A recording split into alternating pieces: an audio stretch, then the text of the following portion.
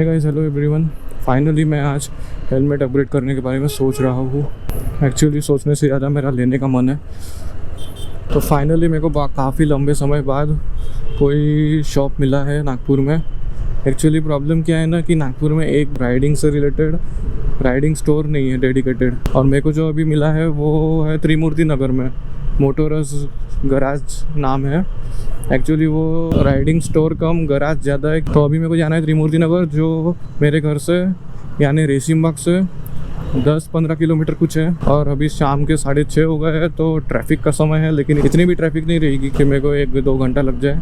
आधे घंटा ज़्यादा से ज़्यादा लगेगा। मैंने हेलमेट का स्ट्रैप नहीं लगाया यार, ये गलत है। हेलमेट का स्ट्रैप तो लगाना चाहिए। तो बहुत ढूंढने के बाद मेरे को ये शॉप मिला है, क्योंकि मैं इससे पहले गांधी बाग वगैरह भी ढूंढ चुका हूँ हेलमेट लेने के लिए, लेकिन उनके पास वही स्टर्ट्स और स्टील बर्ड वाले हेलमेट थे जो अभी मेरे पास ऑलरेडी मैं यूज़ कर रहा हूँ, स्टर्ट्स का हेलमेट। इतने सारे राइडर्स हैं वैसे नागपुर में, क्योंकि लास्ट टाइम जब अरे यार लाल हो गया क्या, रुकना पड़ेगा,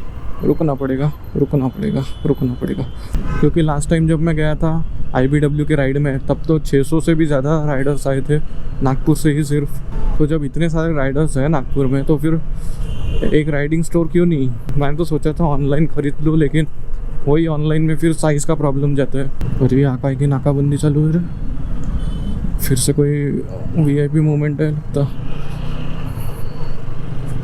चलो अपना रास्ता तो खुला है। तो अभी आई होप कि उनके पास हेलमेट अवेलेबल हो, ताकि मैं पहन के तो भी देख सकूँ एटलीस्ट साइज़। और ये वाला जो हेलमेट है स्टर्ट्स का, जो मैं अभी पहन के मोटो ब्लॉग कर रहा हूँ, ये ऑलमोस्ट 3-3.5 साल पुराना हो रहा है। मैंने 2019 में ख़रीदा होगा जब मैंने बाइक लिया था, तब उसके ही 2-4 महीने बाद, उसके बाद से फिर मैंने कोई हेलमेट ख़रीदा ही नहीं, क्योंकि ये हेलमेट चल रहा था तो चलने दिया मैंने। ऑल्दो इसने बहुत इम्पैक्ट प्रोटेक्शन में बहुत साथ दिया है, क्योंकि एक बार छोटा सा एक्सीडेंट भी हुआ था, तो उसमें मैंने हेलमेट पहना था और अनफॉर्चुनेटली मैंने इसका बकल भी नहीं लगाया था, जो इसका स्ट्रैप रहता है क्विक रिलीज़ वाला, वो लगाया भी नहीं था। फिर भी ये हेलमेट मेरे सर से गिरा नहीं, और अब मेरे सर को एक खरोच तक नहीं आई। जैसे का वैसा ही मेरा सर वापस मिल गया मेरे को। जैसे का वैसा ही था मेरा सर। हालांकि मेरे को फील हुआ था जब मैं गिरा था कि सर पटकते हुए मेरे को फील हुआ था, लेकिन अरे माँ कसम। तो अभी मेरे को जाना है फ्लाईओवर के नीचे से, क्योंकि ये डायरेक्ट मेरे को पहुंचा देगा फ्लाईओवर वर्धा रोड पे, एयरपोर्ट पे। मेरे को उधर नहीं जाना है, मेरे को उससे पहले ही एक राइट टर्न लेना है। अरे ये रास्ता तो बना दो यार, फ्लाईओवर तो बना दिया। मेरे को उससे पहले ही एक राइट टर्न लेना है, खामला स्क्वायर तक जाना पड़ेगा यहाँ से। ऊपर का रोड बढ़िया है, लेकिन नीचे का इतना क्यों ख़राब रख दिया, उसको भी बढ़िया बना देते। तो मैं कहा था, हाँ, तो मैं था इम्पैक्ट प्रोटेक्शन इसके, तो इसने मेरा सर तो झेल लिया, इम्पैक्ट तो झेल लिया और मेरा सर भी बचा लिया। मेरे को सर पे कुछ भी चोट नहीं आई, थोड़ा सा हाथ पैर पे लगा था बस। तो कहने का मेरा तात्पर्य यही है कि ये हेलमेट ने बहुत साथ दिया है मेरे को। लेकिन अभी वो शायद जब मैं गिरा था, तो वो इम्पैक्ट की वजह से शायद हल्का सा ये क्रैक तभी आ गया होगा, थोड़ा सा। हेलमेट का एकदम पॉइंटेड वाले एरिया रहता ना, सामने का चिन वाला, वहाँ पे थोड़ा सा क्रैक आ गया छोटा सा, और थोड़ा सा ऊपर में स्क्रैचेस भी हो गए हैं। लेकिन अंदर का शेल पूरा इंटैक्ट है, जैसे का वैसा ही, बिल्कुल भी खरोच नहीं आई है। और वो थर्माकोल जो रहता है प्रोटेक्शन के लिए, वो भी वैसे का वैसा ही है। तो कहने का मेरा मतलब यही है कि ये जो मेरा 1700 का हेलमेट था, है मतलब अभी भी है, इसने भी बहुत साथ दिया है। तो इम्पैक्ट प्रोटेक्शन का भी टेस्ट निकल गया इससे एक्चुअल एक्सीडेंट के साथ। तो जब ये 1700 का हेलमेट इतना अच्छा काम कर सकता है, चलो।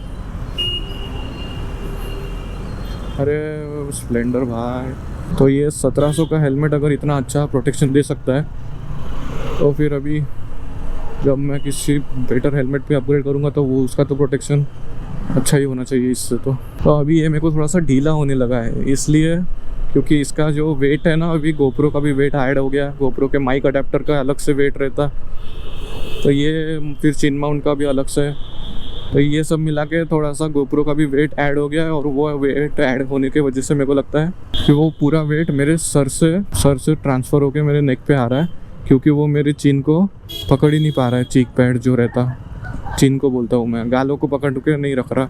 जनरली गालों को पकड़ के रखना चाहिए, ना कि सर को। इसलिए फिर अभी मैं सोचा, अभी क्रैक भी हो गया है, ये भी आ गया है, क्या कहते हैं, स्क्रैचेस भी आ गए, और अभी हेलमेट का वेट भी डिसप्रपोर्शनेट हो रहा है, थोड़ा सा सामने की तरफ झुक रहा है। तो फिर अब लगता है कि समय आ गया है एक प्रॉपर हेलमेट पे शिफ्ट होने के लिए। तो बस अभी वही लेने जा रहा हूँ मैं। ये क्या नया TVS का शोरूम खुल गया, बस मेरे को मिल जाए वहाँ पे जो मेरे को चाहिए, जो मेरे को ग्राफिक्स वाला चाहिए। अभी मैं हूँ खामला स्क्वायर पे, खामला चौक जिसको कहते हैं। यही से तो मैंने ये अपना बाइक का विंड स्क्रीन लिया है, ये वाली। ये यहाँ पे एक KTM और बजाज का शोरूम है, तो ये बजाज के सर्विस सेंटर से ही मैंने ये वाला विंड स्क्रीन लिया है।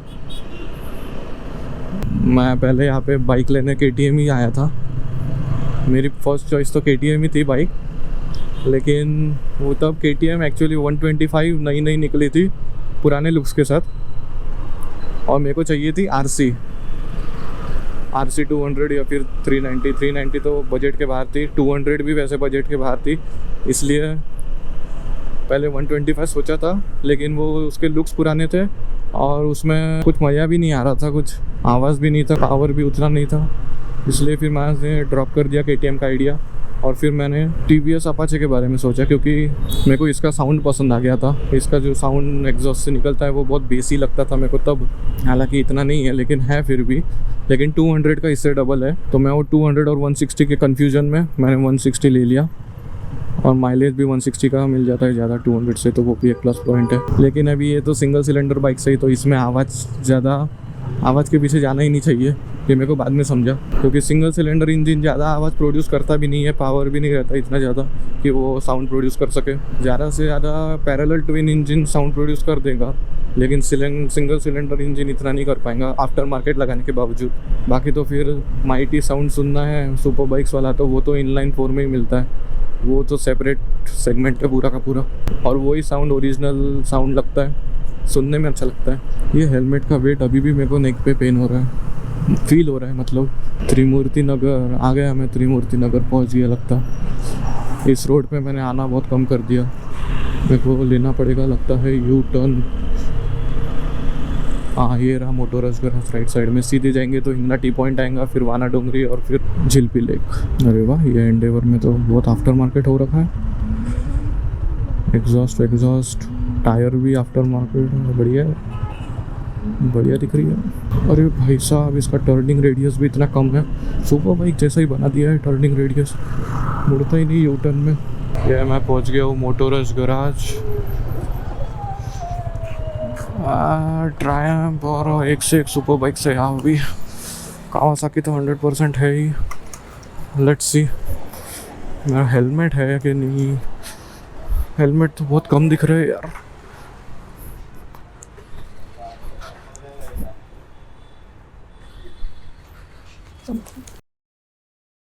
बैड लक, इनके पास ज़्यादा हेलमेट नहीं थे स्टॉक में, अभी सब हेलमेट ख़त्म हो गए, पता नहीं लोगों ने ले लिए कि क्या हो गया।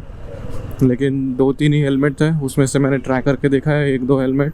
AGV ट्राई करके देखा मैंने, AGV था उनके पास, एक्सेल साइज़ का था AGV, तो बहुत ढीला था, तो वो मेरे को वैसे भी नहीं पसंद आया। Although AGV is my favourite, लेकिन AGV लेके मैं मोटो ब्लॉग भी नहीं कर सकता, वो ज़्यादातर सुपर बाइक्स में ज़्यादा बेटर लगता है। सुपर बाइक्स का ही हेलमेट है वैसे तो डेडिकेटेड, पर उसका जो कोनिकल शेप रहता है सामने से पॉइंटेड, उसमें तो वैसे भी मोटो ब्लॉग बहुत मुश्किल है, और वो आउट ऑफ बजट है सबसे मेन। बाकी सब तो बात की बात है, आउट ऑफ बजट वाला हेलमेट तो लेता ही नहीं मैं। तो जो बजट में था हेलमेट, वो उसमें ग्राफिक्स नहीं था उनके पास। ग्राफिक्स मैं हूँ कि ग्राफिक्स मेरे को जो पसंद आया वही लूँगा, क्योंकि मैं एक ही बार लेता हूँ हेलमेट, 10 बार ज़्यादा चेंज नहीं करते बैठता, इसीलिए। अभी उन्होंने बोला है कि नेक्स्ट वीक स्टॉक आ जाएगा, तब आ जाना। अभी 1 वीक और रुको, वेट एंड वॉच वाला काम है। वेट एंड वॉच के चक्कर में अभी मैं इस संडे राइड पे नहीं जा पाऊँगा, क्योंकि मेरे को ये हेलमेट सच में पेन देता है सर पे, नेक पे। इसका वेट अभी गोप्रो की वजह से बढ़ गया है। एस जे कैम था तब तो नहीं बढ़ा कुछ भी, हल्का ही था ना वो, तो ज़्यादा देर नहीं झेल सकता मैं एग्जैजरेट नहीं कर रहा हूँ, लेकिन सच में इसका वेट है, हैवी है। अरे भाई जाने दो ना, राइट साइड में जाना है ना हमको। हमको क्या बोल रहा हूँ, इंडिकेटर दो, इंडिकेटर दो। ठंडी लग रही है यार, मैंने ग्लव्स नहीं पहना, ना शूज़ पहना, सिर्फ जैकेट डाल के आ गया। पुलिस वाले जी बोल रहे जाओ, अरे रुको बोल रहे अभी रुको। Bye the way, what do you think which helmet should I go for? क्या लगता है मैं कौन सा हेलमेट के लिए जाऊँगा? अरे कसम से ये अजनी पुलिया पे, अजनी फ्लाईओवर पे मतलब इतनी गर्दी क्यों कर रहे हैं अभी? वो भी यहाँ पे वो नाकाबंदी चल रही है कुछ, तो भी क्या होने वाला है वीआईपी मोमेंट मालूम नहीं। मेरा वाइजर फिर से फॉक्ड अप हो गया राइडिंग के वक्त भी और अभी भी। पिछले वीडियो में भी हुआ था, राइडिंग वीडियो में, अभी भी हो गया। अभी तो मैंने प्लेन वाइजर यूज़ कर रहा हूँ, फिर भी ऑलरेडी ये पुल कितना पुराना है, टूट गया तो टूटेगा नहीं बोलना, लेकिन मेरा वाइजर फॉग हो रहा है और मेरे को लगता है मेरे को इसको ऊपर करना पड़ेगा, वरना वो पूरा ब्लाइंड ही हो गया था मैं एक सेकंड के लिए। भाई वाइजर फॉगिंग बहुत रियल है, मेरे को ऐसा हेलमेट ढूंढना पड़ेगा जिसमें एंटी फॉग फिल्म हो। ये भी एक है मेरा रीज़न हेलमेट का। चलो बढ़िया है, बाइक है तो सट निकल सकते। खैर, see you in the next one, take care, bye bye. By the way, मैंने एक ऑडियो टेस्ट किया था गोप्रो का, जो अभी आप ऑडियो सुन रहे हो वो कैसे आ सकती है ऑडियो, उसके ऊपर मैंने डिटेल में एक्सप्लेन किया है, नए यूज़र्स के लिए, पुराने यूज़र्स के लिए, सबके लिए। बस मैंने उतना एक चीज़ नहीं किया उसमें, ट्रैफिक में नहीं चला के देखा, जो अभी मैंने कर दिया हो, ये चीज़ रह गई थी उसमें, तो ये चीज़ अभी बता दिया हो। हाँ, बुलेट जा बुलेट का आवाज़ कितना लाउड आया होगा अभी मेरे को एडिटिंग में पता चलेगा। बुलेट का आवाज़ तो वैसे भी आता ही है, कितना भी नॉइज़ कैंसलेशन कर लो कोई फ़र्क नहीं पड़ता वो गाड़ी को।